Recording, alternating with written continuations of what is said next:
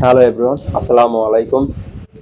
প্রিয় BBA student, আমি আজকে তোমাদের বিবিএতে একটা সাবজেক্ট হচ্ছে বিজনেস স্ট্যাটিস্টিক্স। এটা প্রায় প্রতিটা ডিপার্টমেন্টে আছে। মার্কেটিং, ম্যানেজমেন্ট, অ্যাকাউন্টিং, ফিনান্স, প্রায় প্রত্যেকটি ডিপার্টমেন্টে এই সাবজেক্টটি পাবা। এটি একটি ইংলিশ ভার্সনের সাবজেক্ট। সো আমি এখন সেই সাবজেক্টটি থেকে তোমাদেরকে ধারাবাহিকভাবে এখন থেকে ক্লাস নেব। তো আজকে হচ্ছে আর প্রথম ক্লাস। আজকে আমাদের যে সাবজেক্টের টপিকটির নাম হচ্ছে মেজরস অফ সেন্ট্রাল টেন্ডেন্সি। এটা হচ্ছে আমাদের স্ট্যাটিস্টিক্সের দ্বিতীয় অধ্যায়। এবং বিবিএতে যারা অ্যাকাউন্টিং ডিপার্টমেন্টে পড়াশোনা করতেছো তাদের সেকেন্ড ইয়ারে এই সাবজেক্টটা পাবা। এবং তোমাদের পরীক্ষা খুব নিকটে চলে এসেছে, তো তাই আর দেরি না করে খুবই মনোযোগ দিয়ে ক্লাসটি করা শুরু করে দাও। আমি আজকে যে টপিকটি আলোচনা করব সেটা হচ্ছে measures of central tendency. Measures of central tendency কি? এটা হচ্ছে একটা কেন্দ্রীয় প্রবণতা। আমরা যখন 9-10 ইন্টারমিডিয়েটে পরিসংখ্যান বা তথ্যপত্র পড়েছি, তখন আমরা দেখেছি যে এভারেজ নামে একটা শব্দের সাথে আমরা খুবই সম্পর্ক ছিলাম, যেটা হচ্ছে গড়। মেজরস অফ সেন্ট্রাল টেন্ডেন্সি সেটা এক প্রকার গড়ই ধরা যায়। তো মেজরস অফ সেন্ট্রাল টেন্ডেন্সি এমন একটা ভ্যালু যেটা আশেপাশের সকল ভ্যালুকে রিপ্রেজেন্টেট করে। মানে মেজরস অফ সেন্ট্রাল টেন্ডেন্সি এমন একটা ডাটা, আশেপাশে যতগুলো ডাটা থাকে সবগুলো ডাটাকে উনি কি করে রিপ্রেজেন্টেট করে, মানে উনি নির্দেশ করে। সাপোজ একটা উদাহরণ সাথে তোমাদের একটু দেখা দিই, একটু দেখো। তোমাকে যদি কেউ জিজ্ঞাসা করে তোমার পরীক্ষার রেজাল্ট, বার্ষিক পরীক্ষার রেজাল্ট, তুমি যদি তাকে পার্ট বাই পার্ট বলতে যাও, যেমন তুমি অনেকগুলো তো সাবজেক্ট থাকে, যেমন তুমি বাংলায় পাইছো ধরো 80, ইংলিশে পাইছো 77, সেম ভাবে ম্যাথে পাইছো 85, তারপরে অ্যাকাউন্টিং এ পেয়েছো তুমি 70, এরপরে তুমি ধরো মার্কেটিং এ পেয়েছো 72, অ্যান্ড ম্যানেজমেন্টে পেয়েছো হচ্ছে 75। তাহলে তুমি বলবা যে আমি পার্ট বাই পার্ট 6টা সাবজেক্টে বাংলায় এত, ইংলিশে এত, এইভাবে কি তুমি তাকে বলা পসিবল? না, পসিবল না। তুমি তাকে একটা ভ্যালু বলো যে না আমার রেজাল্ট 70+, 70+ অথবা A- অথবা A+, এরকম বলো। তার মানে সেই ব্যক্তি বুঝতে পারে। তুমি যখন তাকে বলবা যে A+ পাইছে, তার মানে সে বুঝতে পারবে তুমি সবগুলো সাবজেক্টে কি পেয়েছো, A+ পেয়েছো। তুমি যখন তাকে বলবা A- পেয়েছো, তার মানে যে ব্যক্তি তোমাকে জিজ্ঞেস করবে সে বুঝতে পারে যে তুমি সবগুলো সাবজেক্টে 70-র উপরে নাম্বার পেয়েছো। এই যে উনি যে বুঝতে পারলো বা কল্পনা করে নিল যে তুমি কোথাও পাইছে 70-র ভিতরে আছো, একটা ইন্ডিকেট বা একটা সিঙ্গেল ভ্যালুর সাথে দ্বারা উনি তোমার সকলগুলো সাবজেক্ট বা সকল ডাটাকে কি করতে পারলো, বুঝতে পারলো। এই কারণে ওই যে তুমি যে ডাটাটা বললা 70, এটাই হচ্ছে তোমার সেন্ট্রাল টেন্ডেন্সি। এখানে বলে যে central tendency is the single value which representative the whole set of data. একটা ডাটা সেটে যতগুলো উপাত্ত থাকে তাদের ভিতর থেকে একটি উপাত্তকেই রিপ্রেজেন্টেটিভ করে যে সেন্ট্রাল ভ্যালু। সেগুলো বুঝতে পেরেছো? সো এই অধ্যায়টা খুবই গুরুত্বপূর্ণ। এখানে দেখো সেন্ট্রাল টেন্ডেন্সি, এটা হচ্ছে অধ্যায়ের নাম। এই যে মেজরস মানে পরিমাপ। আমরা এই সেন্ট্রাল টেন্ডেন্সি থেকে কি কি পরিমাপ করতে পারি এটা এখন আমরা দেখব।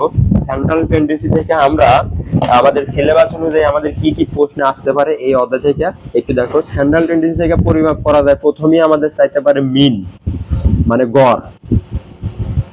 সেকেন্ড আমাদের বলতে পারে সেন্ট্রাল টেন্ডেন্সি থেকে মুড বের করো বা মিডিয়ান বের করো,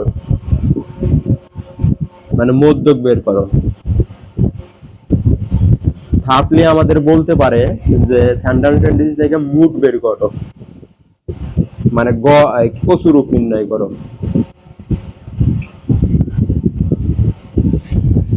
তার মানে আমাদের এই সেন্ট্রাল টেন্ডেন্সি থেকে আমরা যদি এই কয়টা জিনিস শিখতে পারি, তার মানে আমাদের এই 3টা জিনিস যদি জানতে পারি, তাহলে আমরা মোটামুটি বলতে পারি যে সেন্ট্রাল টেন্ডেন্সি আমাদের শেষ হবে।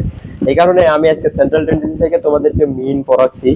সুপ্রিয় শিক্ষার্থী বিন্দু, তোমরা যারা বিবিএতে পড়াশোনা করতেছো, বিশেষ করে তোমরা খুবই মনোযোগ দিয়ে পড়াশোনা করো। খুবই অতি শীঘ্রই তোমাদের ফিল আপ শুরু হয়ে গেছে সেকেন্ড ইয়ারে অ্যাকাউন্টিং ডিপার্টমেন্ট। এই সেকেন্ড ইয়ারে তোমাদের এই সাবজেক্টটা পাবা, এবং এই সাবজেক্টটা কিন্তু তোমাদের ইংলিশ ভার্সনে।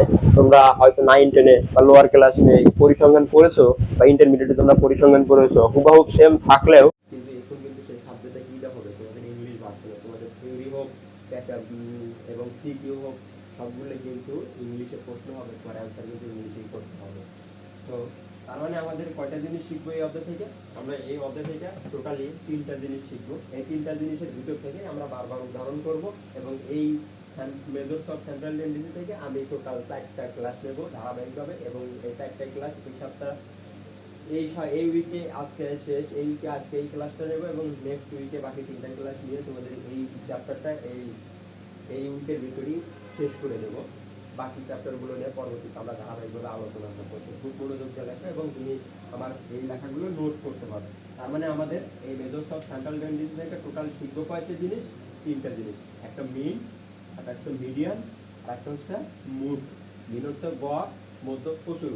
এগুলো কিন্তু আমরা 9-10 পড়ে এসেছি। ইভেন্চুয়ালি যারা ইন্টারমিডিয়েটে বা এসএসসিতে তোমরা যারা পরিসংখ্যান পড়েছো, তোমরা এইগুলোর সাথে খুব সহজেই সাক্ষাৎ করেছো। তো চলো আমরা এখন টপিক নাম্বার 1 মিন নিয়ে আলোচনা করি। মিন অর্থ গড়। মিন মানে গড়। গড় কি আমরা সবাই জানি যে একটা সিঙ্গেল বা একটা সংক্ষিপ্ত পদ্ধতি বা একটা সহজ সরল গড় হচ্ছে সংখ্যাগুলোর সমষ্টি ডিভাইডেড সংখ্যাগুলোর সংখ্যা। মানে একটা তথ্য সারিতে যতগুলো সংখ্যা থাকবে সবগুলো যোগ করে কতটি সংখ্যা থাকবে সেটা দিয়ে ভাগ করলে আমরা কি পাই? এভারেজ বা গড় পাই। এটা তো খুব সিম্পল। এই সিম্পল হয়ে তো তার গড় আমাদের বিবিএ লেভেলে আসে দেবে না, এখন তো আমাদের একটু কঠিন হবে। সেই কারণে চলো আমরা সেই গড়টা দেখব। আমাদের গড় হচ্ছে প্রথমত ধারাবাহিকভাবে আমরা গড় 3 প্রকার। সেটা হচ্ছে অ্যারিথমেটিক মিন মানে গাণিতিক গড়। আমাদের গড় কয় প্রকার? 3 প্রকার। বা মিন,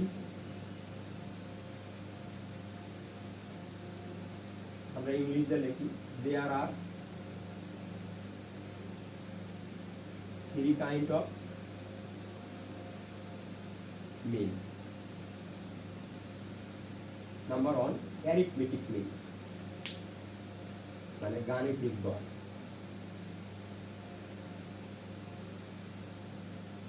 অ্যারিথমেটিক মিন এর মানে গাণিতিক গড়, যেহেতু আমাদের ইংলিশ ভাষণ আমরা বাংলা দিকে যাচ্ছি না। এরপরে জিওমেট্রিক মিন,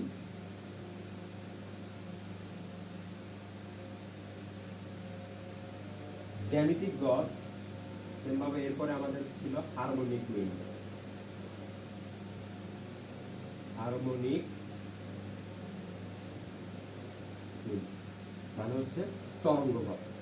এছাড়াও আমাদের ওয়েটেড মিন আছে মানে ভারযুক্ত গড়, সেটা অ্যারিথমেটিক মিনের সাথে সম্পর্কযুক্ত। আমরা সেটাও দেখবো আমরা যখন অঙ্ক করবো। সো আমরা ছিলাম মেজর্স অফ সেন্ট্রাল টেন্ডেন্সি। আমি একটু বারবার রিভাইজ দিতেছি, আর এটা একটা লাইভ ক্লাস হচ্ছে। সো এখানে আমরা যেমন এডিটেড ক্লাসগুলো যে কেমন হয়, তোমার ক্লাসগুলোর ভিতর থেকে বিভিন্ন প্রকারের কাহিনী কেসা এগুলো কি করা হয় রিমুভ করে দিয়ে জাস্ট তোমাকে টপিক নেওয়া হয়। সো আমার ক্লাসটা হবে হচ্ছে ডিরেক্ট লাইভ, এখানে কোনো এডিটেড সিস্টেম নেই। সো এই লাইভ ক্লাসগুলোতে একটু বোরিং ফিল করতে পারো, কারণ আমি খুবই ডিসকাস বা খুবই মানে গভীরভাবে পর্যালোচনা করে আলোচনা করি। সো এই কারণে তোমাদের কাছে একটু মনে হতে পারে যে বোরিং ফিল হতে পারে। সো আমরা যে কোনো সাবজেক্টই যে কোনো টপিকে পড়ি না কেন, সেটার বেসিকটা যদি আমরা ভালোভাবে না আয়ত্ত করতে পারি, আমরা ওই সাবজেক্টটাই বা ওই টপিকটা কি ভালোভাবে বুঝতে পারবো না। এখানে চলো আমরা একটু বেসিক থিওরি নিয়ে প্রথমে আলোচনা করি, এরপর আমরা ম্যাথ তো পড়বোই। আমাদের তারও বাকি 3টা ক্লাস আছে এই সাবজেক্ট এই টপিকের উপর। সো গড় সাধারণত 3 প্রকার, একটা হচ্ছে arithmetic mean, geometric mean, harmonic mean. Arithmetic mean মানে হচ্ছে গাণিতিক গড়, জিওমেট্রিক মিন বলতে হচ্ছে জ্যামিতিক গড়, এই হারমোনিক মিন বলতে হচ্ছে তরঙ্গ গড়। এখন আমি তোমাদের সাথে যে টপিকটি নিয়ে আলোচনা করব সেটা হচ্ছে অ্যারিথমেটিক মিন। ডিরেক্ট মিন একেও বলে, একে অ্যারিথমেটিক মিনও বলে, ডিরেক্টলি মিনও বলে। সো এই মিনটা নিয়ে এখন আমরা কি করব? আলোচনা করব। তো আমরা তো জানি মিন অর্থ গড়। এখন গড়ের এই অঙ্কগুলো করতে হলে আমাদের আরেকটা জিনিস শিখতে হবে। আমাদের দুইটা জিনিস শিখতে হবে। একটা হচ্ছে সিরিজ, তুমি আমার সাথে সাথে নোট করতে পারো। আরেকটা হচ্ছে মেথড। একটা শিখবো আমরা সিরিজ, আর একটা শিখবো মেথড। সিরিজ হচ্ছে ধাপ, মেথড হচ্ছে পদ্ধতি। কয়টা ধাপে আমাদের মিন আসতে পারে, কয়টা ধাপে বা পদ্ধতিতে আমাদের করতে পারি, আশা করি বুঝতে পারছো। এই মিনের 3টা সিরিজ আছে। কয়টা সিরিজ? 3টা সিরিজ আছে। 3টা সিরিজ নিয়ে আমি প্রথমে আলোচনা করবো। একটা হচ্ছে ইন্ডিভিজুয়াল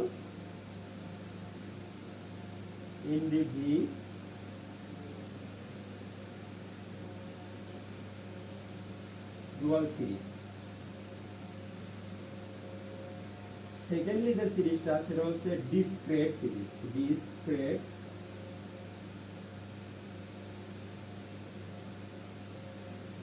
থার্ডলি যে সিরিজটা সেটা হচ্ছে কন্টিনিউয়াস সিরিজ।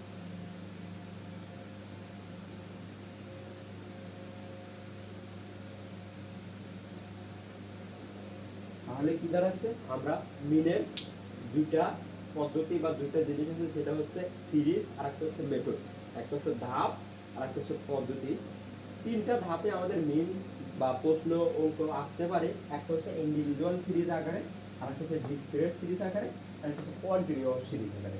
ইন্ডিভিজুয়াল সিরিজটা কি, যেখানে তোমাকে শুধুমাত্র উপাত্ত দেওয়া থাকবে, মানে শুধুমাত্র তথ্য সংখ্যা দেওয়া থাকবে, যেমন 5 6 7 8 9 10, বা সেম ভাবে আবার 5 এরকম এলোমেলো ভাবে কিছু সংখ্যা দেওয়া থাকবে বা অঙ্ক দেওয়া থাকবে। সেই অঙ্কগুলো থেকে ডিরেক্ট প্রশ্ন বলে দিতে পারে যে এই অঙ্কগুলো বা এই উৎপাদ্যগুলো উপলক্ষে তুমি কি করো, অ্যারিথমেটিক বা মিন বের করো। যখন এটা বের করবে তখন তোমাকে ধরতে হবে কি কোন সিরিজ আছে, তার মানে এরকম মানে কি সিরিজ, ইন্ডিভিজুয়াল সিরিজ।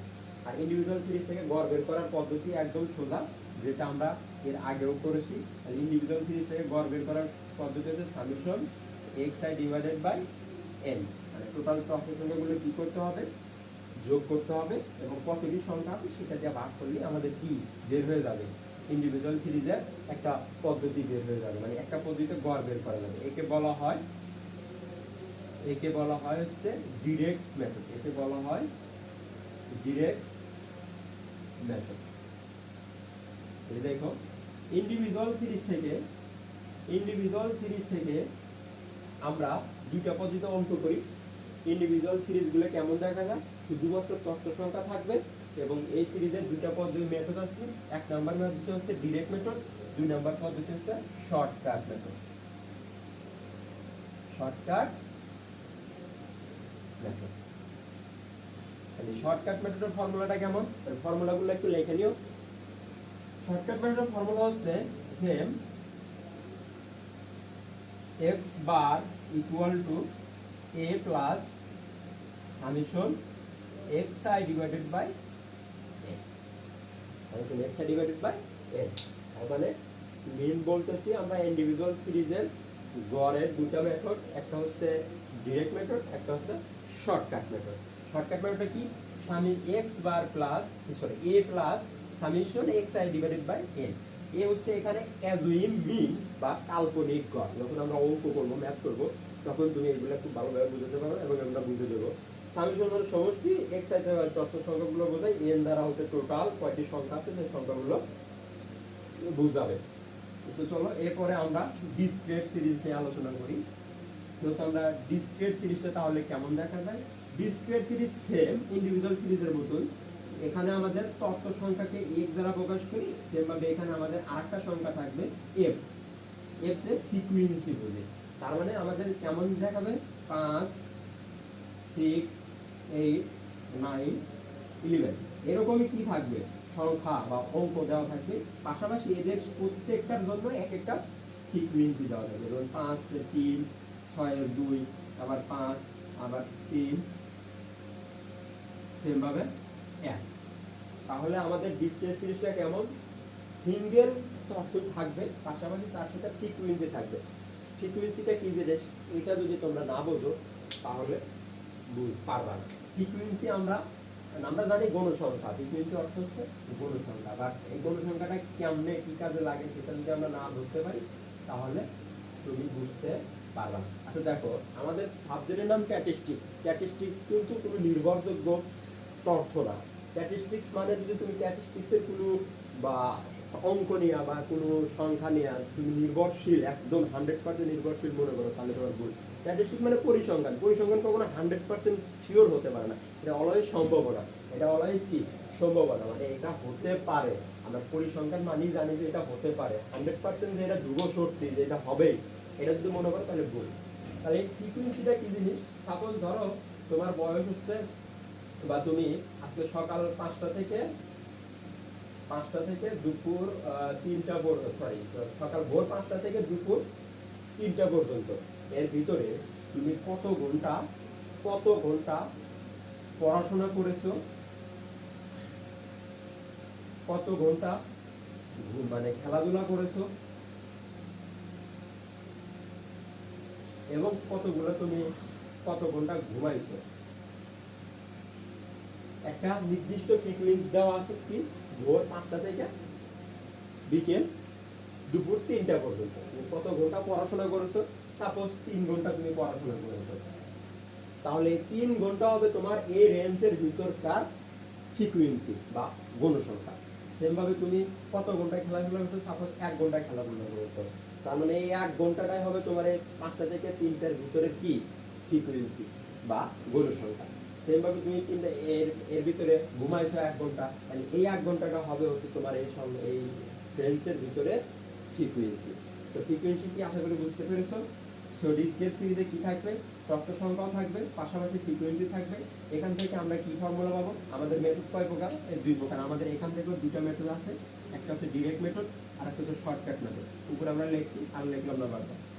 ডিরেক্ট মেথডের ফর্মুলাটা কি, x bar equal to summation xi divided by fi, sorry summation xi into fi divided by a। বুঝো, আমাদের যে ডিসক্রিট সিরিজের যে ফর্মুলা সেটা হচ্ছে ডিরেক্ট মেথডের formula summation xi into fi divided by n, মানে তথ্য সংখ্যার সাথে ফ্রিকোয়েন্সি গুণ করে সবগুলো আবার কি করে যোগ করে মোট যতগুলো ফ্রিকোয়েন্সি আছে ফ্রিকোয়েন্সিটা কি করব ভাগ করলে আমাদের কি পাবো, গড় পাবো। এটা কোন সিরিজে, ডিসক্রিট সিরিজে গেছে। তাহলে এটার 2 নাম্বার বা এটার যে 2 নাম্বার পদ্ধতি সেটা হচ্ছে শর্টকাট পদ্ধতি। সেটা কেমন, সে x bar equal to a plus summation f d divided by n, summation f d divided by n। আশা করি বুঝতে পারছো, summation f d divided by, আর আমাদের এটা আগে এখানে আমাদের d হবে, summation f d divided by n। এটা হচ্ছে আমাদের শর্টকাট মেথডের ডিসক্রিট সিরিজের ক্ষেত্রে কি ফর্মুলা। এরপরে আমরা আসি সবচেয়ে বহুল জনপ্রিয় এবং আমাদের ম্যাক্সিমাম সৃজনশীল প্রশ্ন বা আমাদের ম্যাক্সিমাম কি বোর্ড প্রশ্ন যেটা থেকে আসে, সেটার নাম হচ্ছে কন্টিনিউয়াস সিরিজ। যদিও আমরা এটা লোয়ার ক্লাস নিয়ে অনেকবার দেখেছি, তারপর হয়তো ভুলে যেতে পারো। তো দেখো এখন কন্টিনিউয়াস সিরিজটা কেমন হয়। কন্টিনিউয়াস সিরিজও সেম ডিসক্রিট সিরিজের ন্যায়, কিন্তু এর ভিতরে একটা কি থাকবে, ব্যবধান থাকবে, ক্লাস ইন্টারভাল থাকবে। যেমন কন্টিনিউয়াস সিরিজগুলো কেমন হয়, 5 থেকে 10, 10 থেকে 15, সেভাবে 15 থেকে 20, 2 থেকে 25, এরকম একটা রেঞ্জ থাকবে। প্রতি রেঞ্জের ভিতরে আবার কি থাকবে, আলাদা করে ফ্রিকোয়েন্সি থাকবে। যেমন এখানে 5, 8, 15, 7। সো এরকম আমাদের ক্লাস ইন্টারভাল বলতে শ্রেণীর ব্যবধান থাকবে, একটা নিম্ন শ্রেণী থাকবে, একটা উচ্চ শ্রেণী থাকবে।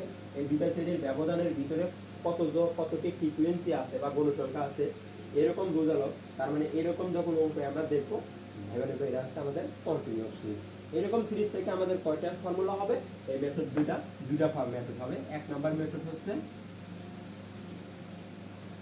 x bar equal to summation xi fi divided by n, যেটা ডিসক্রিট সিরিজও যা কন্টিনিউয়াস সিরিজও তাই। এরপর এর শর্টকাট মেথড হচ্ছে x bar a plus summation f d divided by n গুণন c, ঠিক আছে, summation f d divided by n গুণন c। এখন এখানে আমরা এগুলো লিখে দেব। a তে কি বুঝি, অ্যাজুইম মিন বুঝি, অ্যাজুইম মিন মানে কাল্পনিক গড়। f তে কি বুঝি, ফ্রিকোয়েন্সি বুঝি, যেটা প্রশ্নে দেওয়া থাকবে, d তে কি বুঝি, ডিভিয়েশন বুঝি, যেটার ফর্মুলা হচ্ছে xi minus a divided by c। Then c তে কি বুঝি, ক্লাস ইন্টারভাল মানে শ্রেণীটার ভিতরে যে ব্যবধান সেটা বুঝি, ক্লাস ইন্টারভাল বুঝি। ক্লাস ইন্টারভালটা কি, দেখো 5 থেকে 10 এর ভিতরে যে ব্যবধান সেই ব্যবধানটা আমরা বুঝি। এরপরে আমাদের যে n আছে, n দ্বারা আমরা কি বুঝি, টোটাল ফ্রিকোয়েন্সি বুঝি, টোটাল ফ্রিকোয়েন্সি বুঝি। সো এটাই হচ্ছে আমাদের মিন।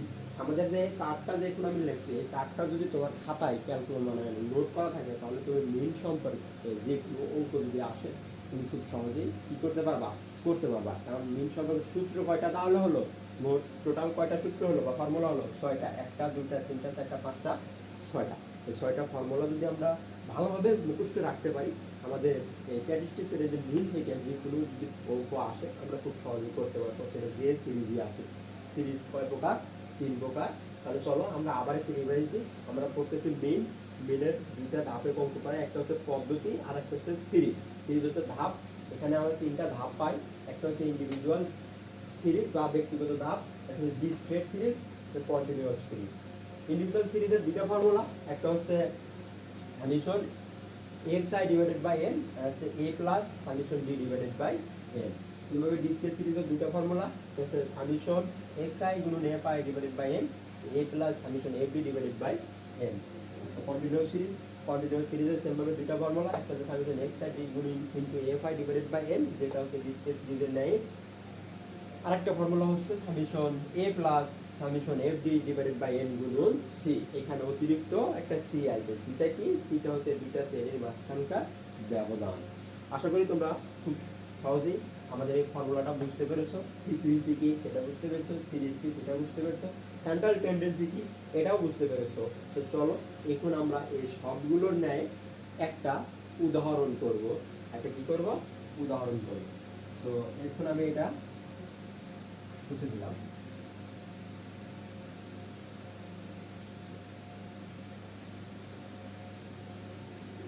উদাহরণটা তোমাদের প্রায় বইয়ের সাথে মিলে যাবে। দেখো আমাদের একটা প্রশ্নে দেওয়া আছে মার্ক, সেম ভাবে দেওয়া আছে নাম্বার অফ স্টুডেন্ট। আর মার্ক না দিয়ে আমরা এজ দিই।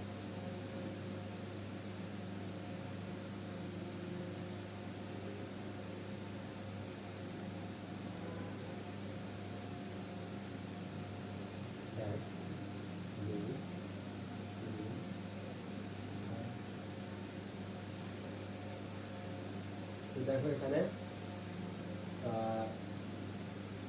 15 থেকে 20, 25, 25 থেকে 30, 30 থেকে 35, 35 থেকে 40। এখানে আছে 11 জন। সেমভাবে এখানে আমরা 15 জন, এখানে 23 জন,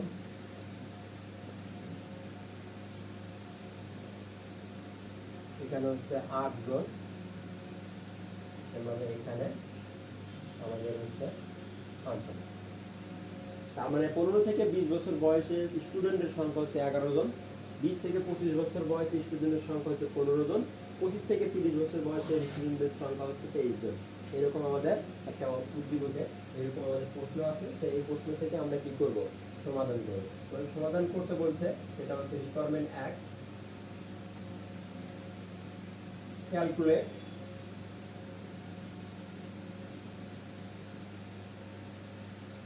mean by the data given below।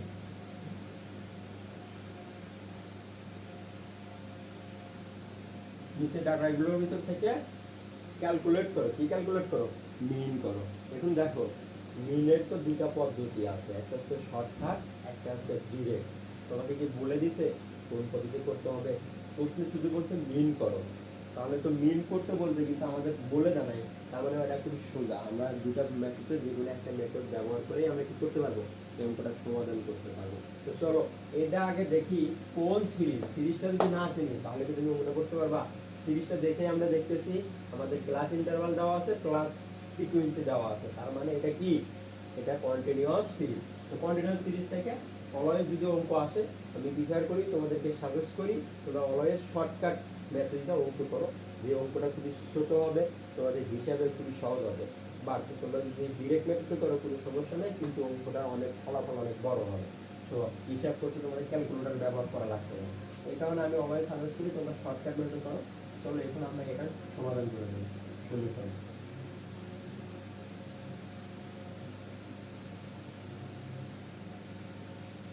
Calculating mean, calculating mean লেখে আমরা ফর্মুলাটা দেব। উই নো দ্যাট মিন একে এক্স বার দ্বারা প্রকাশ করে, এক্স বার সমান a plus summation f d divided by n গুণ সি। এটা আমরা ফর্মুলার উপরে লিখে নিলাম। এখন এ অনুযায়ী আমরা একটা কাজ করবো, সেই কারণে আমরা লিখবো নেসেসারি টেবিল।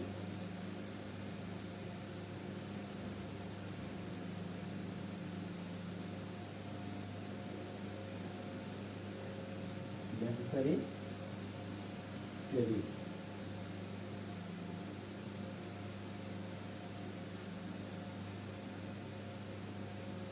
এটাকে বলা হয় কেস বা না, আমরা ক্লাস ইন্টারভালও দিতে পারি বা পরীক্ষায় যা আছে তাও দিতে পারি।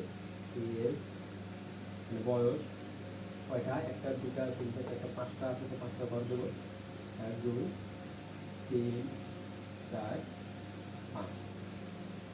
15 থেকে 20, 20 থেকে 25, 25 থেকে 30, 30 থেকে 35, 35 থেকে 40। সেভাবে আমরা একটা অতিরিক্ত ঘর দেবো, যেটাকে টোটাল মোট ঘরের ঘর বলে। এরপরে আমরা ফ্রিকুয়েন্সি লিখবো। মাথায় রেখো এই ফ্রিকুয়েন্সিকে আমরা কি দ্বারা প্রকাশ করি, এফ আই দ্বারা অথবা এফ দ্বারা প্রকাশ করি। তো এই ফ্রিকুয়েন্সিকে আমরা এফ দ্বারা প্রকাশ করি। এরপরে আমাদের মিড ভ্যালু দেব, যেটাকে এক্স আই বলে। আমাদের যদি এক্স আই লাগবে ওইটা করতে, সো আমরা মিড ভ্যালু দেবো। কখন এক্স আই লাগবে চলো আমরা দেখে দেবো নি, ওই সময় আমরা এক্স আই ব্যবহার করবো।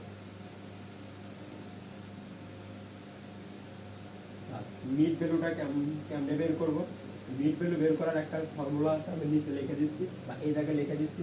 মিড ভ্যালু বের করা বা মিড পয়েন্ট, সেখানে যে ভাই পাও না কেন, এটা বের করার ফর্মুলা হচ্ছে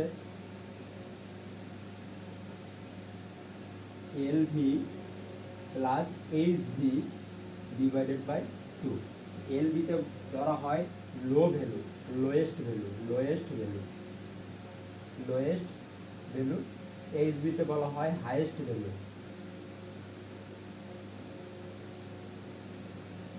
তাহলে দেখো আমরা এই রোর বের করবো হচ্ছে মিড ভ্যালু।